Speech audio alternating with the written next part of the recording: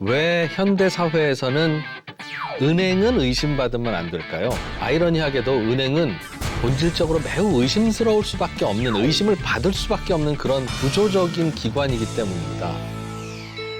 안녕하세요, 이진우입니다.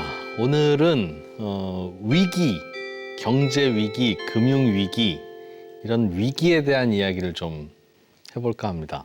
우리는 경제가 어떤 사이클을 갖고 있다. 경제가 좋을 때도 있고 안 좋을 때도 있고 불경기도 있고 호경기도 있다는 걸 알죠. 그런데 경기가 나쁜 것, 경기 요즘 안 좋아, 경제가 요즘 별로 좋지 않아 하는 상황은 자주 있는데 금융 위기야, 경제 위기야 라고 하는 상황은 자주 있지는 않죠. 사람은 한 7, 80년 동안 인생을 살면서 여러 번의 다양한 사건을 거치지만 1, 20년에 한 번씩 오는 이런 위기에서 어떻게 대응하느냐가 사실은 평생 동안 어떤 결정을 내렸느냐보다 굉장히 중요할 때가 많아요. 우리는 어떤 주식에 투자하지, 어떤 부동산에 투자하지를 항상 고민하지만 이렇게 위기가 아닌 평범한 시절에는 어떤 주식에 투자하건 어떤 부동산을 사건 안 사건 사실은 큰 차이가 없어요. 그런데 뭔가 이렇게 변동성이 생기고 위기가 발생하면 어떤 결정을 하느냐에 따라서 운명이 크게 바뀝니다. 그런 일이 벌어지면 자산 가격도 다 떨어지고 대략 한두 달 정도는 아주 난리가 납니다. 이때는 정말 멀쩡한 회사도 망할 수도 있고요. 또 말도 안 되는 가격으로 자산 가격이 폭락하기도 하고 그런 일이 벌어지는데, 자, 이제 우리는 그런 일이 벌어지는 예감이 들면 일단은 준비하고 피하기도 해야 되지만 돌이켜보면 그런 때에 자산을 싸게 팔면 누군가는 싸게 살 거 아니겠어요. 그러면 그 이후에는 이렇게 자산의 순위가 많이 바뀝니다. 그래서 오늘은 위기라고 하는 것을 우리는 어떻게 정의하고 왜 벌어지고 이걸 어떻게 극복하게 되고 이 과정에서 무슨 일이 벌어지는지에 대해서 한번 알아볼까 합니다.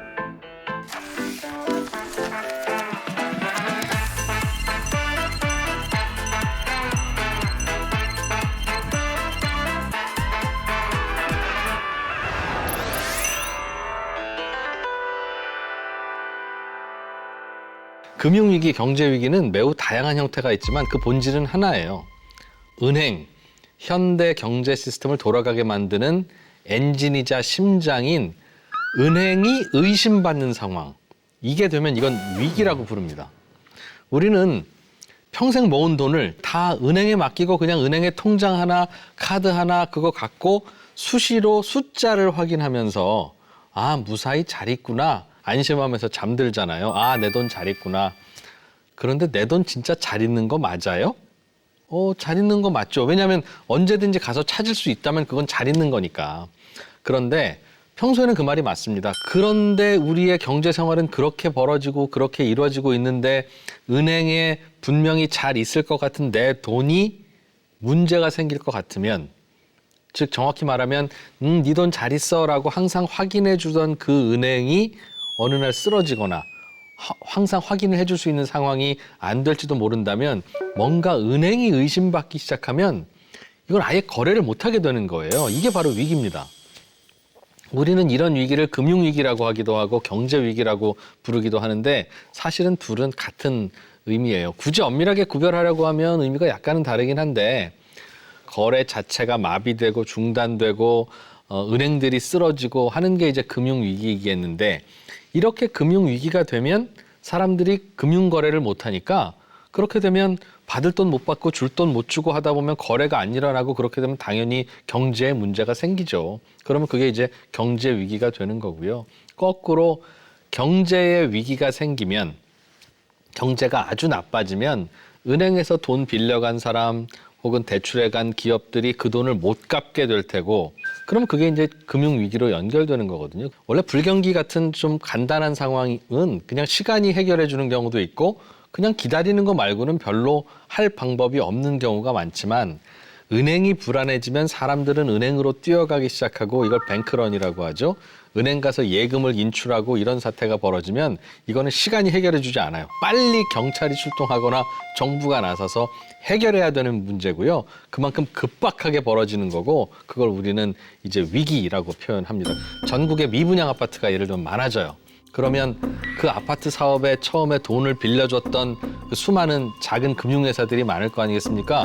그 금융회사들은 아파트가 분양이 다 끝나야 그 분양 대금 받아서 빌린 돈 갚게 되고 그 돈 받아야 이제 금융회사들은 영업을 계속할 수 있는 건데 전국에 미분양이 이렇게 많아지면 돈 빌려준 이 금융회사는 혹시 이 돈을 떼이게 되면 제대로 운영될 수 있을지 없을지 모르는 상황이잖아요.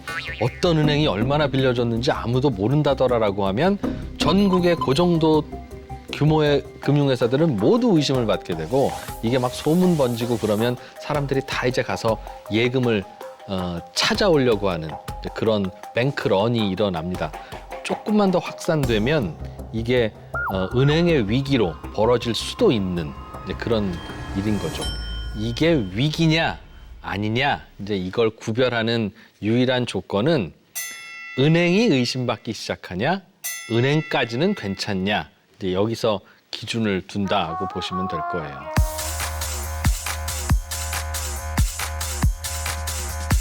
그런데 왜 현대 사회에서는 은행은 의심받으면 안 될까요? 이건 아이러니하게도 은행은 본질적으로 매우 의심스러울 수밖에 없는, 의심을 받을 수밖에 없는 그런 구조적인 기관이기 때문입니다. 그 이유를 잠깐 설명을 해드릴게요.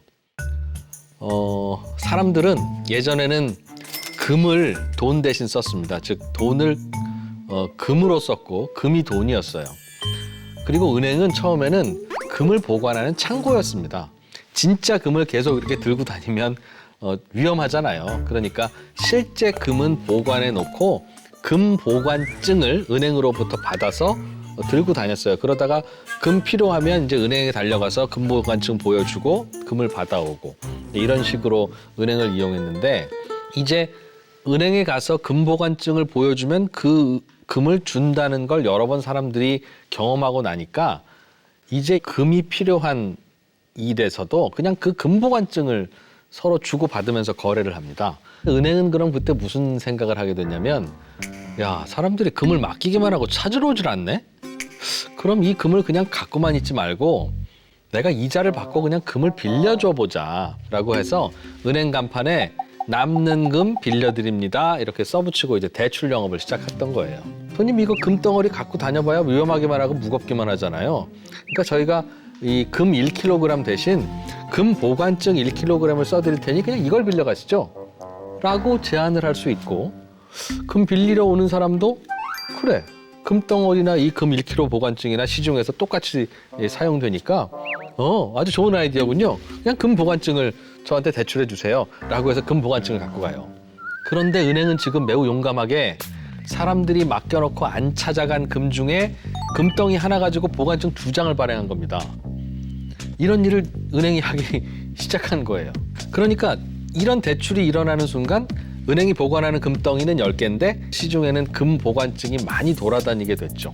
그 금 보관증을 화폐처럼 쓰면서 점점 더 경제가 좋아지고 거래가 많이 일어나고 소비가 일어나고 투자가 일어나고 그러니까 은행으로 한꺼번에 달려가서 금 보관증 주면서 내 금 내놓으시오 라고만 안 하면 가끔 의심하는 분들이 은행에 가서 금 보관증이랑 금을 바꾼다 하더라도 그런 사람이 10명을 넘지 않으면 그 은행은 아무렇지도 않게 그 금 보관증과 금을 또 바꿔줄 수 있겠죠.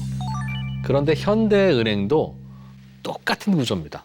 우리는 은행들이 예금을 받아서 대출을 그 돈으로 해주는 거구나 라고 사람들은 생각하는데 사실은 그거는 아닙니다. 은행이 예금을 받아서 그 돈을 대출을 해주는 거라면 은행에서는 예금이 떨어지면 대출을 못 해주는 케이스들이 종종 생기는데 그런데 사실은 그게 아니라 대출을 그냥 해주고 그렇게 그냥 해준 대출이 즉 통장에 숫자로 찍힌 그 돈이 결국은 대출을 해주는 순간 어떤 은행의 예금으로 꽂히기 때문에 그냥 그렇게 돌아가고 있는 구조이거든요. 그 대출해준 돈이 돌고 돌아서 다시 우리 은행에 예금으로 들어오기도 하니까 웬만한 은행들은 특별한 일이 없으면 그냥 대출과 예금이 비슷비슷한 규모가 되고, 건전한 은행은 대출 받아간 고객한테 자, 차근차근 돈 좀 갚아주세요 라고 하면서 차근차근 다 회수해서 결국은 몇 년이 지나면 예금 찾으러 온 손님들한테 예금을 다 돌려줄 수는 있는데, 나쁜 은행, 부실한 은행, 이상한 은행은 이렇게 대출 나간 이 돈 중에 상당 부분은 못 받는 돈, 떼이는 돈, 부실한 돈이 되어 있어서 만약 이 은행은 아무리 기다리고 시간이 흘러도 이 나간 이 대출금을 모두 회수할 수는 없는 그런 은행이 좋지 않은 은행인 겁니다. 그런데 평소에는 겉으로 봐서는 어떤 은행이 부실한지 사람들은 모르잖아요. 소비자들 입장에서 보면 은행들 중에 어떤 은행이 괜찮은 은행이고 어떤 은행이 부실해진 은행인지를 사실은 평소에는 몰라요. 그런데 몰라도 괜찮죠. 사실은 정부가 어떤 나라든지 우리나라뿐만 아니라 금융감독원이라고 하는 기관이 어느 나라든지 다 있고, 그런 기관을 만들어 놓고 수시로 은행들을 장부를 감시하면서 이제 부실한 것 같은 은행, 돈을 빌려줬다고 하는데 빌려간 이쪽이 아무래도 좀 불안해 보이는 이런 은행이 있으면 결국 이 돈 다 떼이고 확정되기 전에 이 구멍 비는 걸 좀 채워 넣어라 라고 해서 시키는 겁니다. 가끔 뉴스에 무슨 은행이 뭐 BIS 자기자본 비율이 모자라서 후순위채를 발행하기로 했습니다.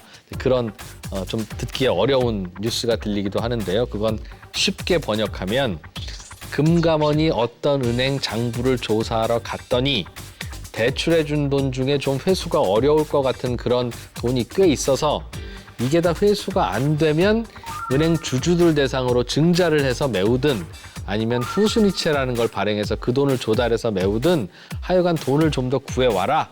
그래야 이 구멍이 메워지지. 안 그러면 사람들이 와서 너네 은행 예금 돌려달라고 할 때 은행 예금 결국 다 못 돌려준다. 알았지? 빨리 가서 돈 구해와 라고 하는 금감원의 경고장을 받았다. 그런 말입니다. 그런데 가끔 금융감독원이 와서 야, 이 손님은 대출 못 갚을 것 같은데 벌써 2달째 이자 못 내고 있잖아. 그러면 은행은 이 손님이요? 저희가 이 손님 잘 아는데 조금 나이가 드셔서 깜빡깜빡 자주 하셔서 그렇지 결국은 다 갚으세요. 다음 달이면 갚으실 거예요. 이분 우리 은행 30년 고객이에요. 괜찮아요. 이런 식으로 서로 금감원의 의견과 이제 은행의 의견이 서로 다를 수 있거든요. 그래서 아예 BIS라고 하는 국제 기구에서 이런 상황이 오면 못 받는 걸로 무조건 간주하고 몇 %를 은행이 넣어놔라. 뭐 이런 식으로 규정을 정해놓기도 하고, 그런 식으로 이제 은행은 감시와 관리가 되고 돌아가고 있는 겁니다. 그걸 BIS 자기자본 비율 규제라고 부르죠. 아무튼 은행은 우리 사회에서 너무너무 중요한 일을 하고 있지만 아무 문제 없는 은행이라도 사람들이 의심하기 시작하고 불안해하기 시작하면 다 위험해지는 이제 그런 구조로 은행들이 돌아가기 때문에 불똥이 은행으로 뛰기 시작하면 이거는 굉장히 위험한 균열이 시작됐다고 볼 수 있는 거죠. 그래서 실제로 우리가 겪는 금융위기는 이름도 다양하고 원인도 다르고 시기도 다르고 나라도 다르지만 가만히 들여다보면 본질은 하나입니다. 일이 커져서 은행이 의심받는다. 우린 그걸 금융위기 또는 경제위기라고 부릅니다.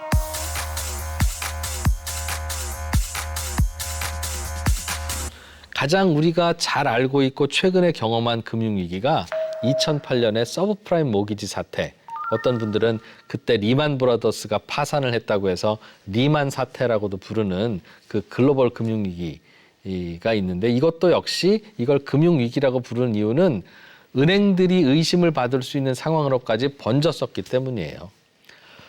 이 사태가 왜 일어났냐면 재밌는 구조 때문입니다. 미국은 주급을 주잖아요. 우리는 월급을 주는데 그 이유가 실제로 그런지는 모르겠습니다만 월급을 주면 그냥 월 초에 돈을 다 써버린대요. 그러니까 이제 주급을 나눠서 줍니다라고 할 정도로 많은 근로자들이 별로 여윳돈이 없이 살아간답니다. 우리나라는 한 달치, 2달치 생활비도 주머니에 없으면 되게 불안할 텐데 미국인들은 돈이 없으면 일을 하러 오고 돈이 있으면 일을 잘 안 하려고 하는, 어찌 보면 당연할 수도 있는데 그런 분들이 많아서 근로 의욕을 좀 불어일으키는 일이 되게 중요한 목표인 나라인데요. 어떻게 하면 근로 의욕이 좀 생길까라고 할 때 사람들이 자기 집, 내 소유의 집을 가지면 모든 게 이렇게 긍정적인 순환이 시작되면서 근로 의욕이 커지더라라는 걸 알고 서민들도 누구나 집을 가질 수 있는 그런 나라를 만들어 보자 라고 하는 생각을 미국이 하게 됐어요. 서민들에게 집값의 몇 %를 대출을 해줘야 되느냐, 그리고 대출 받아간 서민들이 어느 정도로 이자를 갚을 수 있겠느냐, 이건 항상 고민인데 이 고민을 하는 과정에서 굉장히 재밌는 파생 상품이 당시에 등장합니다. 어떤 거냐면 사람들 중에는 신용이 높은 사람도 있고 낮은 사람도 있는데 신용이 낮은 사람들에게도 집을 담보로 돈을 빌려주는 대출을 서브프라임 모기지라는 이름으로 불렀어요. 그리고 미국의 금융회사들이 어떤 일을 하냐면 이렇게 서브프라임 모기지라고 불리는 신용도가 좀 떨어지는 사람들이 돈을 빌려갈 때 쓴 차용증 있지 않겠습니까? 이 차용증을 다 한 자리에 모아요. 그러면 한 수백만 장의 계약서가 생겼겠죠? 이 대출 계약서를 가상으로 쪼갭니다. 바로 이게 핵심이었어요. 이 대출 계약서를 보면 어떻게 써 있냐면 앞으로 10년 동안 매달 이자를 얼마 갚겠습니다. 이렇게 써 있을 거 아니겠어요? 앞으로 10년 동안 매달 이자를 얼마 갚는다 이 말을 길게 늘리면 어떻게 되냐면 다음 달인 1월 말에 이자 얼마 갚겠습니다. 2월 말에 이자 얼마 갚겠습니다. 3월 말에도 이자 얼마 갚겠습니다. 하면서 120개월 동안 이때도 이자 얼마 갚겠습니다. 이렇게 쭉 120줄로 늘려지지 않겠습니까? 그렇게 나눠질 거 아니겠어요? 그런 식으로 계약서를 바꾸고 1월 달에 갚겠다는 약속, 2월 달에 갚겠다는 약속, 3월 달에 갚겠다는 약속을 일일이 다 잘라요. 종이 조각을. 그러면 한 장의 계약서에서 그런 종이 조각 120개가 나올 겁니다. 그런 다음에 수백만 장의 계약서에서 자, 정신 차리고 다음 달 1월 달에 이자 얼마 갚겠다는 종이 조각만 다 일단 모아오세요. 그렇게 해요. 그러면 수백만 장의 계약서에서 다음 달에 이자 꼭 갚겠습니다라고 하는 약속도 수백만 개가 조각이 모아지겠죠. 자, 이걸 모아놓고 다 섞어요. 다음 달 1월 달에 이자를 꼭 갚겠습니다라고 쓴 그 줄만 다 모아서 한 덩어리로 만들어요. 이러면 어떻게 되냐면 이 상품은 신용이 떨어지는 서민들이 빌려간 주택담보대출이기는 한데 요 덩어리는 한 달 후인 1월 말에 이 사람들이 이자를 꼭 갚겠습니다라는 약속 증서니까 아무리 서민들이라도 이게 부도가 날 일은 없다고 생각하는 거죠. 왜? 한 달 후인데 무슨 일이 있겠어요. 그리고 전국에서 다 모은 건데 무슨 일이 벌어지더라도 그 도시 몇 군데에서만 일이 벌어지겠지 전국에 있는 대출을 받아간 분들이 이자를 다 못 갚는 이런 일이 왜 벌어지겠습니까? 그런데 이게 이자율이 높아요. 어떻게 이거 좀 사가실래요? 하는 이런 금융상품을 만들어서 팔기 시작하는 거예요. 그 당시는 하필 이자가 굉장히 낮아진 저금리 시대였기 때문에 당장 다음 달이 만기고 다음 달이라니까요. 다음 달까지 무슨 일 있겠어요? 라고 설득하는 요 상품의 안전성을 생각하니까 와, 금융회사 고객들은 이걸 괜찮은 상품인데 라고 해서 많이 팔기 시작하는 겁니다. 이런 상품을 CDO라고 부르는데 이것만 팔았으면 괜찮은데 이런 상품은 사실 사람들이 연체율이 높아지기 시작하면 이런 상품이 좀 불안해지기 시작하니까 요 가격이 떨어질 거고 반대로 연체율이 낮아지기 시작하면 이거는 든든하게 상환이 되겠구나라니까 요 CDO의 가격이 올라갈 거 아니겠어요? 이 머리 좋은 금융회사 사람들은 요 CDO 가격이 올라갈지 내려갈지도 베팅을 할 수 있는 파생 상품도 만들어 판 겁니다. 우리도 가끔씩 월드컵 국가대표 축구팀 이런 거 하면 사무실에서 뭐 부장님 중심으로 해서 뭐 이 팀 저 팀에서 10,000원씩 걸고 내기 하잖아요. 사실은 월드컵에서 재밌는 경기 벌어지면 전국의 그 내기 규모가 얼마나 되는지 아무도 조사 못하지만 사실 되게 큰 규모거든요.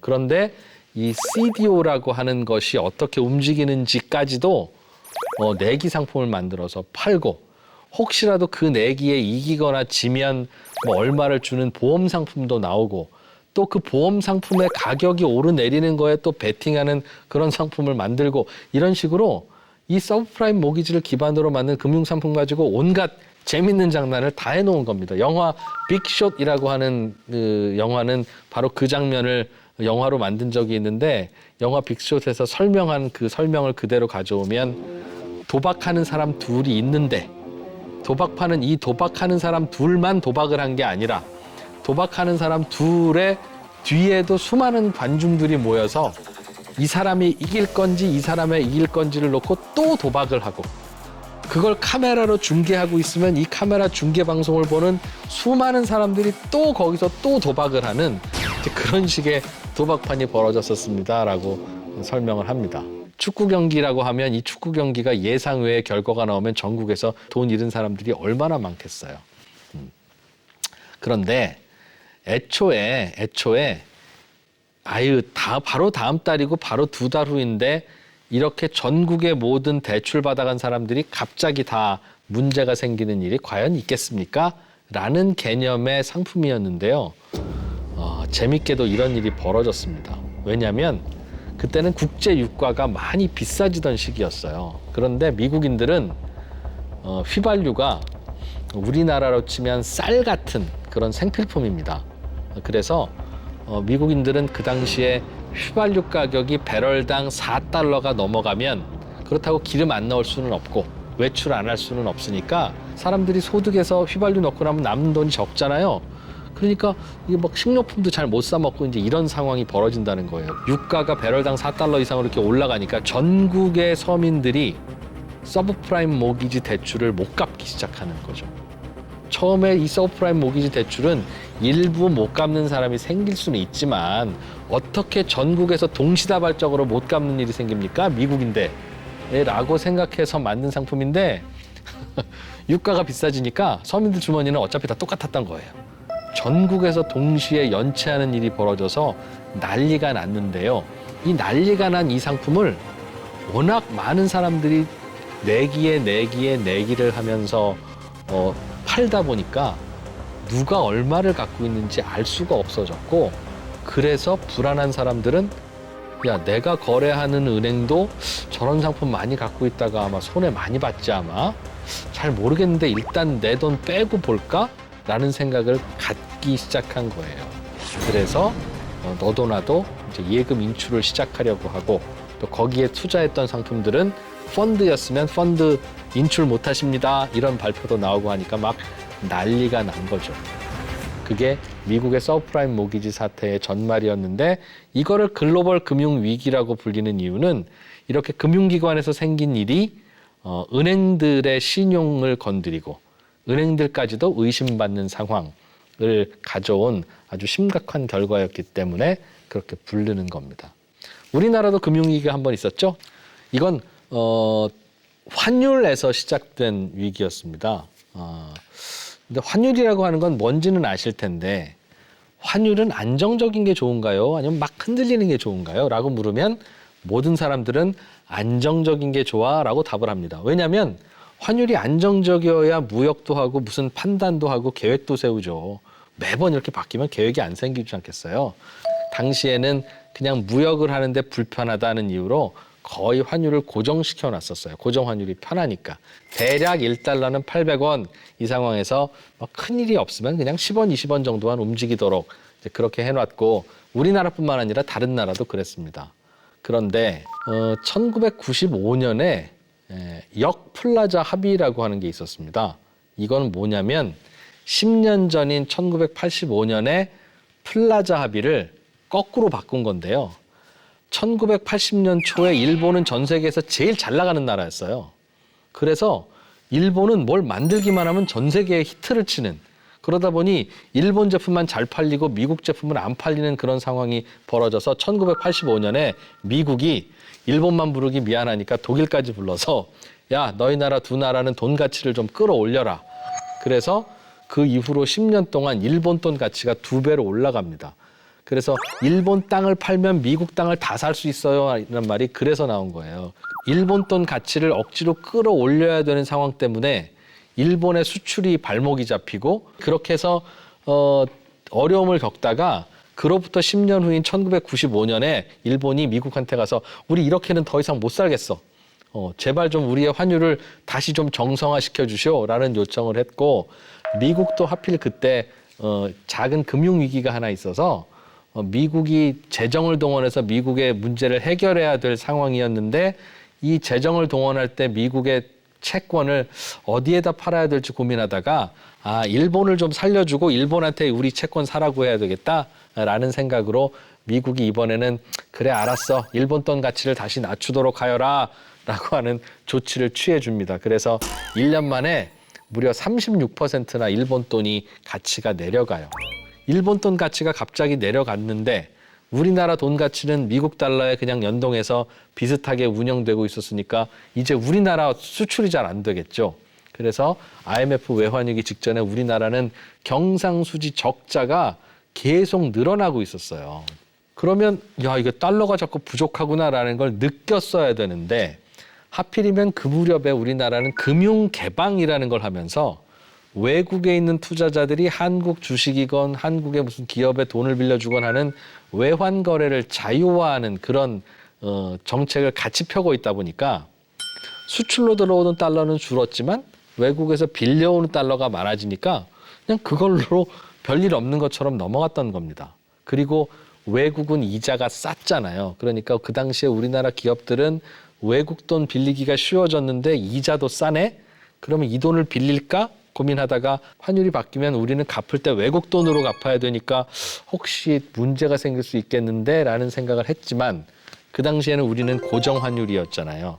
환율을 정부가 늘 안정적으로 유지시켜주는 그런 나라였으니까 그 걱정도 없겠네 라고 생각해서 너도 나도 외국에서 돈 빌려오는 그런 일을 자유롭게 하기 시작했던 겁니다. 돈을 빌려다 쓰는 게 지금도 뭐 우리의 경제 생활도 마찬가지지만 큰 문제가 없다면 문제 없는 건데 이제 외환 위기가 발생하기 시작하면서 야, 저 코리아 좀 이상하지 않아?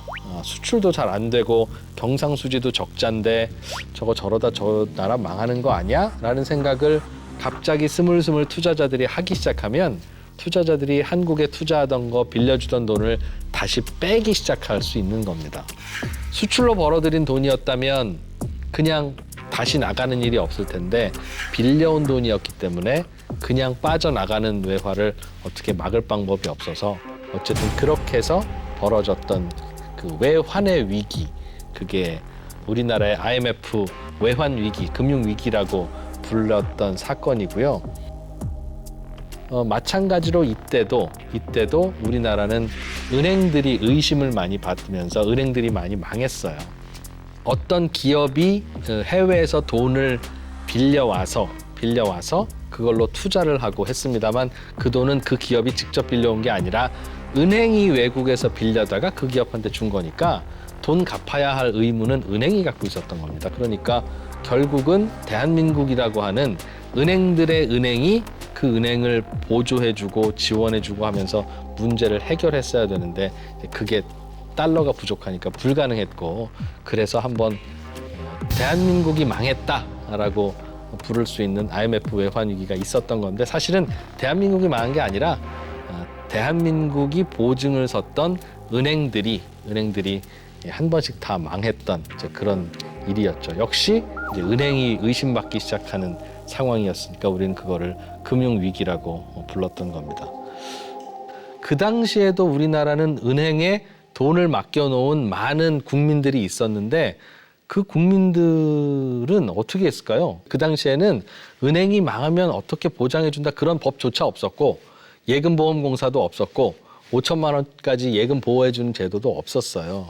그래서 그때 정부가 고민을 하다가 그 사람들이 은행에 돈을 맡겼다가 은행이 망하는 바람에 못 돌려받게 된 그 돈을 그 당시에 그냥 나라가 갚아주기로 결정을 했었습니다. 근데 나라라고 돈이 있나요? 그래서 그 당시에 발행했던 국채가 170조 원어치 정도 됐는데 그때 그냥 그 국채를 발행해서 시중에서 조달한 돈으로 은행들의 구멍을 메꾸고 그 메꾼 구멍으로 사람들이 맡긴 예금을 다 그냥 자기 돈 찾아서 돌려받을 수 있었던 겁니다. 그 당시에 170조 원이니까 막 그거 이자까지 생각하면 얼마나 많겠어요. 그거 다 은행들이 갚아야 되는 거 다 정부가 대신 갚아줬던 거죠. 그게 처음이자 마지막으로 은행에 문제가 생겼을 때 국가가 국가 돈으로 다 메꿔놓고 그리고 난 다음에는 이제부터는 야 이제 5천만 원까지만 보호해 주도록 하자라는 제도를 만들어 놓은 겁니다.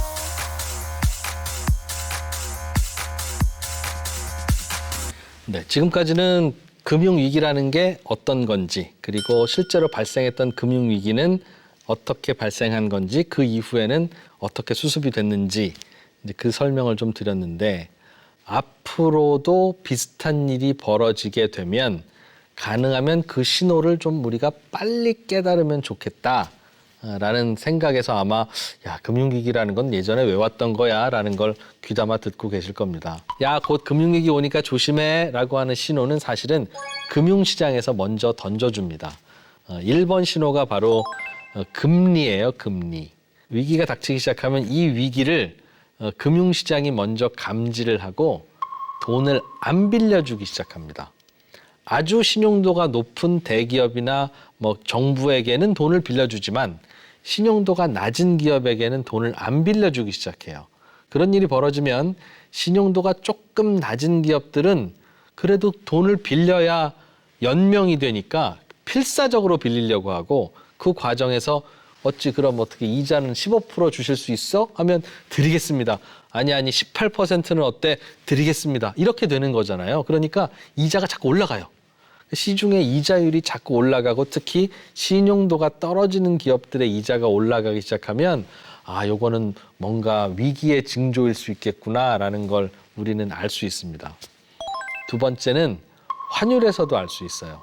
전 세계 경제가 위험해지면 우리나라에 돈을 빌려줬던 금융회사들은 일단 회수하고 보려고 합니다. 무슨 일이 벌어질지 모르니까.